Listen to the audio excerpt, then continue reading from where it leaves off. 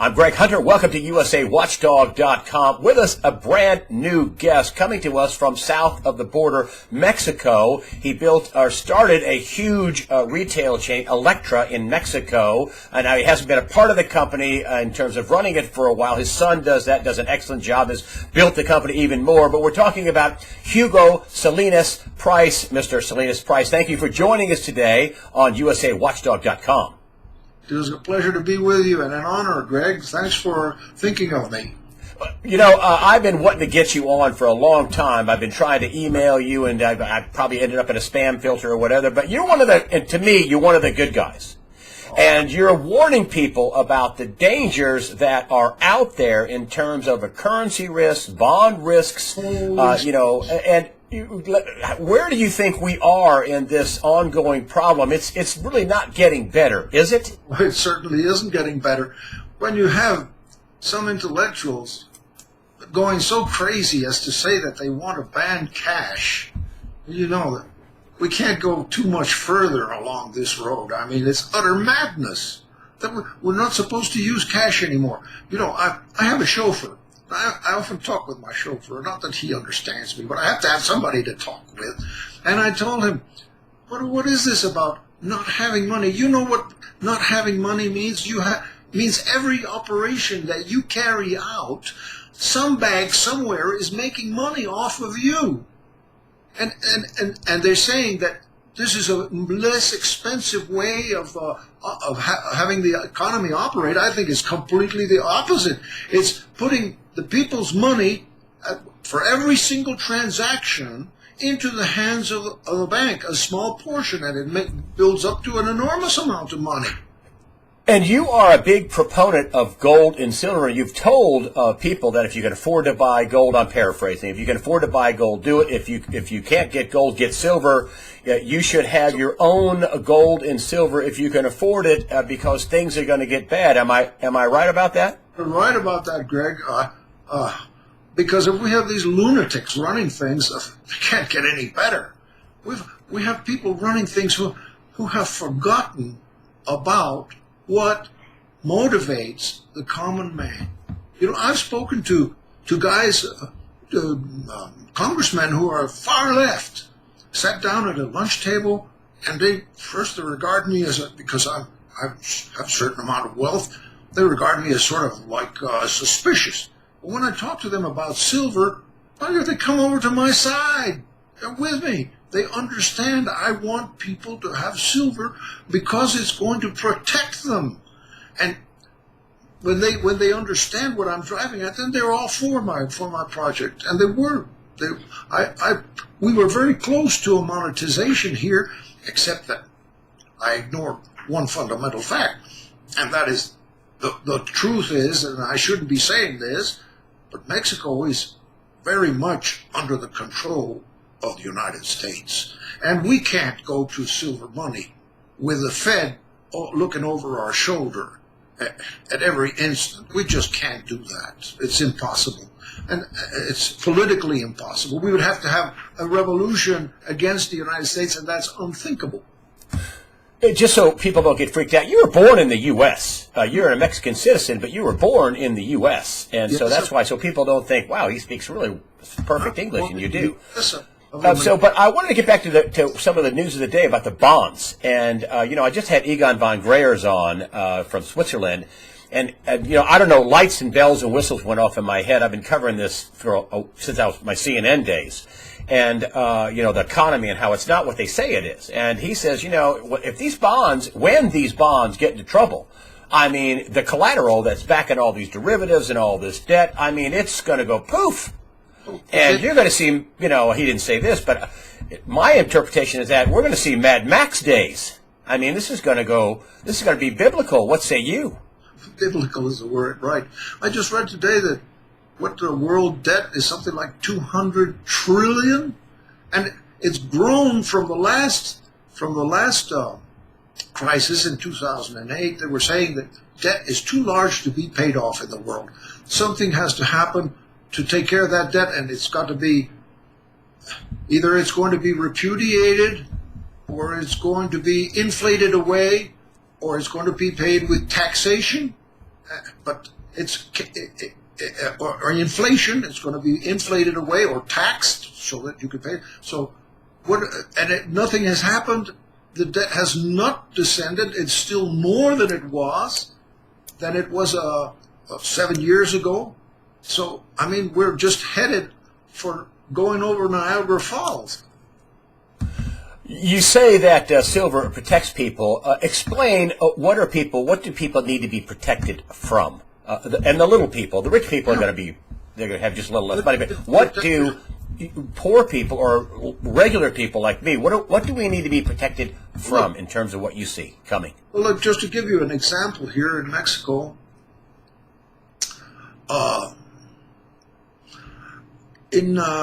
let me go back a little ways. In 1975, the peso, 12.5 pesos would buy $1. Okay? 12.5 pesos bought $1. A year later, the peso began to slide. I began telling journalists, and I began writing articles in the paper, telling people that the peso is going to bust. And no, nobody believed me. Until the very day that it happened, I was being, ridiculed. Well, then that began in 1976. We began to go down the drain in the value of our currency. Now, we are now at 15.10. But don't make a mistake.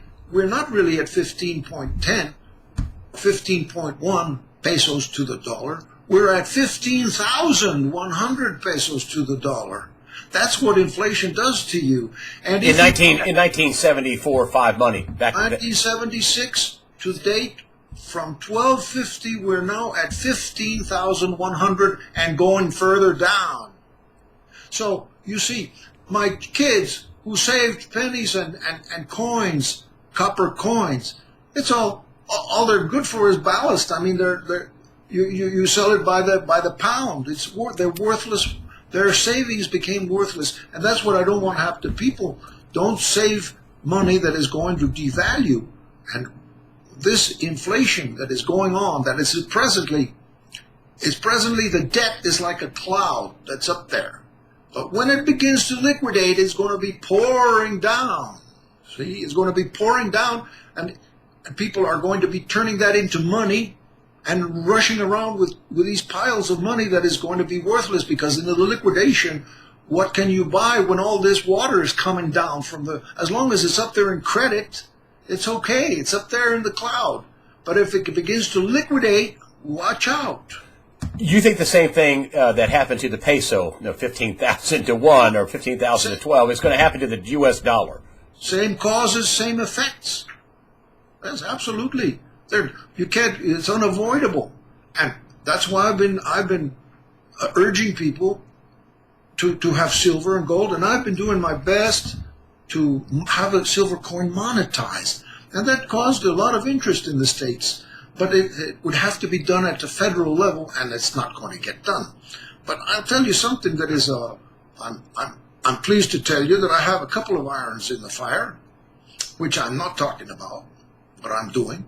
But I have a couple of irons in the fire, and one of them might just turn out positive. And if that happens, it's going to be world news the next day. Can you give us kind of a little bit of something about your iron? That iron is a silver coin that is given a monetary value by a quote, not by stamping the number on the coin. Because you see, we had in 1945, sorry to interrupt you, like free silver. So the coin that you have is an ounce or a half ounce or whatever. It would price itself in the market every day. No, the market, no. It receives a quote from the central bank or the Treasury. The Treasury, the United States, don't give it to the Fed. Give it to the Treasury and tell the Treasury, give us this coin and put a monetary value on it by means of a quote. A quote. In other words, that everybody knows this coin is worth so many dollars, okay? Because the Treasury says so, and you can pay your taxes with this coin, it's worth so many dollars, okay? And you would save money in coins, not dollars. Hmm? And you would save money in coins, not dollars. That's right. Then you're saving money not in silver. You're saving in silver money, which makes it 10 times or 100 times more attractive. Because when you have just a silver coin, well, you have to find somebody else that wants a silver coin, or you have to sell it in order to get money to buy what you want, right? Correct. You can't, if you have a lot of silver, you can't go to the gas station and fill up your tank and pay for it with a silver coin. You can't do that because the operator can't accept it. Even if he knows it's valuable, he can't accept it because the system won't take it. But if you have a coin that has a monetary value, then you can pay with that coin. No, of course. Do you think your coin idea happens before we have a collapse, or is this going to be something that happens after? First of all, do you think a collapse is coming? I'm hoping that we might have this going somewhere in the world, which I'm not going to talk about where it is. Somewhere in the world, this may take place, and when that takes place, boom! It's going to change the whole game. It's going to shake up the world, because when one country does it, you see, people in government and economists, they don't think much. They really don't think much. They are occupied with the present and with numbers and graphs and running models, but they're not thinking. And once you get somebody who is thinking and understands what I'm saying, well, things can begin to happen. Things can begin to happen. But government doesn't think. Government officials do not think. The Fed is not thinking. They are just doing what they have been taught to do and what they have been preaching, but they're not thinking. Do you think we could have a collapse? First of all, do you think we could have a collapse? And a lot of people think that we might have some fireworks this year in the fall. What say you? I think it's not impossible. I was talking to my son day before yesterday, and he says, "Hey, you see the bond price is spiking? I mean, not the bond yields are spiking. That's bad sign, because when the yields are rising, the bond prices are going down, and when bond prices are going down, everybody's bought bonds. Who's going to buy them?" The collateral could get, even that's what Yvonne von Greyers was saying. You know, the collateral, when people realize the collateral, all these trillions of dollars in debt, and then on top of that, the derivatives, he says that it's the collaterals that nobody's going to trust the collateral. And it's going to be a calamity of just unbelievable, the worst in history. Do you think he is being over dramatic, or do you think the same way he does? Well, I'm not thinking in terms of the collateral. I'm thinking in terms of when the U.S. bonds begin to spike and people say, well, it's time to sell the bonds, because the prices are going down and it looks like they're going to continue going down and everybody's going to want to sell, and who's going to buy them? And then you're going to have the Fed having to be forced to buy them. Yes, but I mean, what volumes? And if that happens in the United States, it's going to happen in Europe, it's going to happen in Japan, in China. I mean, this is apocalyptic. We're in a terrible mess. We're in a terrible mess, and there's no way out without suffering. Explain the apocalypse. When you say it's apocalyptic, what happens to people that go, yeah, I've heard this before? What happens to the people who don't prepare? Explain the apocalypse. What happens with people?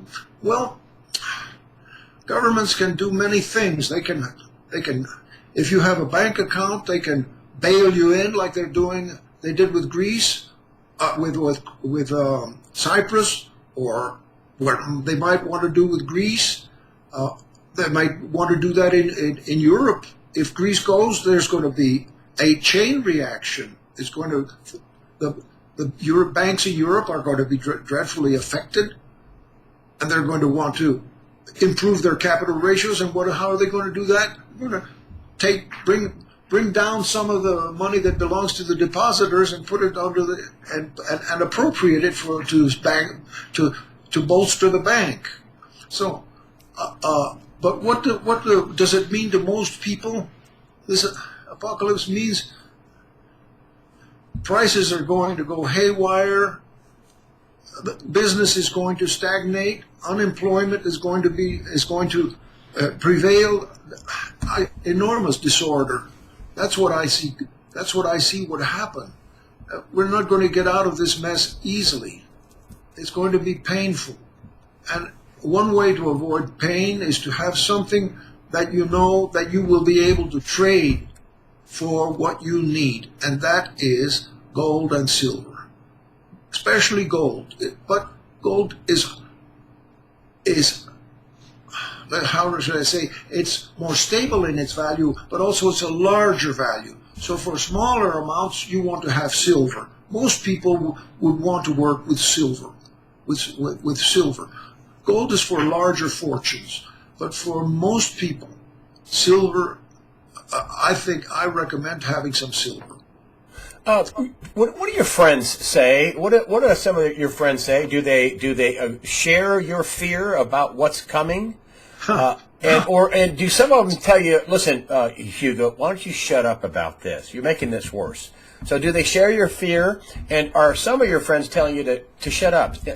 Stop it. We don't. In 1970, you see, well, many of my friends have died off. You know, I'm 83. I don't have so many friends anymore. But I remember in 1975, I used to tell them what was coming, and they said, "No, Hugo, that's." I remember one guy used to have this gesture, you know. No, don't you worry. The government knows very well what they're doing. The Bank of Mexico are very experienced people. No, don't you worry about that. Bang! And people that had money, all of a sudden, they've got half of what they had. Do you think it'll be worse this time? Some of my friends were fairly well off, but events since caused them to shrink in the value of the capital that they had, and their lifestyle also became more constrained, more limited, because they didn't foresee what I was saying, what I was talking about. So you see the same thing coming again, but is it going to be easy? Is it going to be less, or is it going to be worse? Worse, much worse. Because now it's the whole world.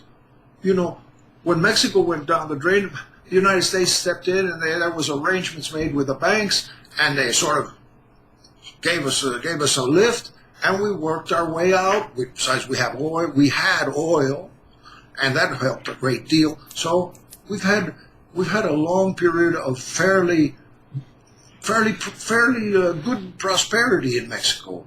I'm very grateful to Mexico for that. Now, the oil seems to be slacking. The government revenues from oil here have fallen off because the price has gone down. And besides, we're pumping less oil, so that's the double whammy. And the government is not retrenching in expenses. And so what is the result going to be? The money's going to be worth less. That's what I see coming here. Now, are you afraid of global revolution? Oh, go ahead, finish it. For this country, for Mexico, is rather cloudy. It's not the same as it was the last 30 years. And we've been through some storms. But this is a more fundamental problem. The oil revenues have declined, and that is a fundamental problem which is going to be with us from here on. When this apocalypse, your words, happens, do you think there'll be global riots and revolts and lawlessness? Well, I don't know, Greg. Some people say that there might be a war to cover it up. You know, distract the people from we've got to put everything we have into the war effort because we've got a war and our survival is at stake. Blah blah blah, to cover up the disaster. I don't know. I hope not. But one last thing. What's the best thing you could tell people? Even if they couldn't buy silver, should they buy food? Should they buy water? Is everything on sale now? Or and how close do you think we are for things to start really going haywire? Gosh, well, I can't really tell you. But what I see is that I don't like what I'm seeing. And when I think back 40 years, 50 years ago, because I've lived 83 years, so I can remember when I was a teenager. The United States was a very serious country. It was relatively, people were serious. The gentlemen, the men wore ties and they wore hats and overcoats, and nobody went around in jeans except on a Saturday, maybe when they were raking up leaves in the yard. No. And the customs, the general behavior of people is completely different. There's been a transformation of the United States. Is really a sad thing to say from a country that was so solid. That was the impression I got when I went up there to study. I always lived in Mexico. I went up to your states to high school. Wow, what a solid country. I used to go to school in outskirts of Philadelphia and going to Wanamaker's. Wanamaker's. What an emporium. The prosperity, the people buying there, the music at noon for that huge organ. My wife was there a few months ago to the Philadelphia Flower Show, and she went to Wanamaker. She says, my goodness, the place is deserted. You can't even find somebody to wait on you. What a decline. It's really very sad, the decline. And, I'm sorry to be so negative, because I love the American people that I dealt with as they were, but I found in the recent years, before I sold my house in Texas in 2005, I found that I couldn't talk with people anymore because they wouldn't understand what I was talking about, And I didn't agree with what they were saying, so I said, it's time for me to move out of here. It's not for me anymore, because I couldn't communicate with people, except for with a few people. Yes, excellent people. If you're going to give regular people one piece of advice with what's coming, what would you tell them? Get yourself your stock of silver and put it down in the cellar. If you can afford some gold pieces, buy them and put them down in the cellar. Forget about them, and don't worry about the price. Don't worry if you bought them, if it's gone down $1. If you bought it $17.50 or $18 and now it's $16, it means nothing. You're not preparing for today. You're preparing for next year or for a couple of years or for unknown things. And so whatever you have, you will never regret it. Buy. Put your savings in there and forget about them. That's what the Swiss call Keller politics, cellar politics. The money goes into the cellar and you just leave it there. Forget about it. That's the only thing I can say. And I'll tell you also that I'm working on the monetization, which if it should take place, it would change overnight the whole thing. Because when one country does that, everybody's going to see how it works. Because as I told you, people can't visualize what it is that moves people. And silver as money in the hands of the people, wow, that is the best promoter of prosperity that there can possibly be.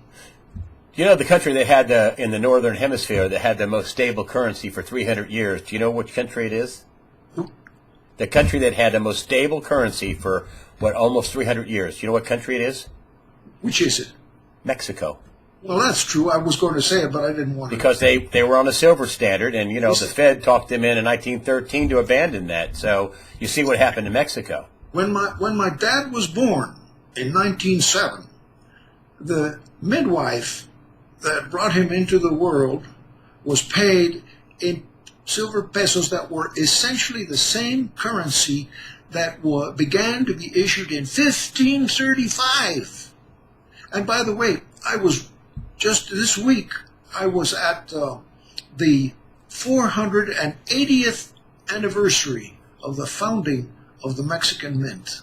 It was founded in 1535 and still operating. Yes, sir. Hugo Salinas-Price, thank you so much for joining us. You're a great new voice to help guide people. I love your whole thing. Liquidity is a cloud, and when it starts raining, it'll be flooding, fiat money, and it's going to be devalued. So thank you so much. Right. Bye. Thank you very much, Hugo Salinas-Price. Really appreciate you coming on.